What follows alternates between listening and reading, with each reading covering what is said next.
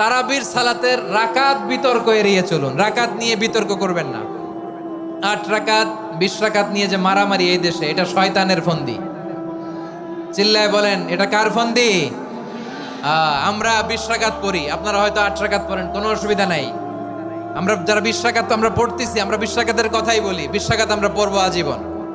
Saudi আরবে মক্কা মদিনায় 20 রাকাত পড়ে, কোনো অসুবিধা নাই। অন্যান্য মসজিদগুলো 8 রাকাত পড়ে। এই নিয়ে এদের মধ্যে মারামারি আছে?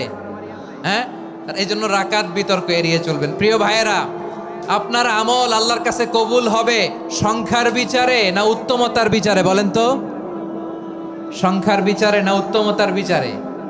উত্তমতার বিচারে। কত চমৎকার ভাবে আপনি আল্লাহর সামনে দাঁড়াতে পারছেন, এটা বিবেচ্য। রুকু সেজদাগুলো সুন্দরভাবে করবেন। রুকু থেকে সোজা হয়ে দাঁড়ানো ওয়াজিব। 2 সেজদার মাঝখানে সোজা হয়ে বসা ওয়াজিব। এই তা'দিলুল আরকান বাদ দিলে হানাফি মাযহাব মতে সৌ সেজদা দিতে হবে।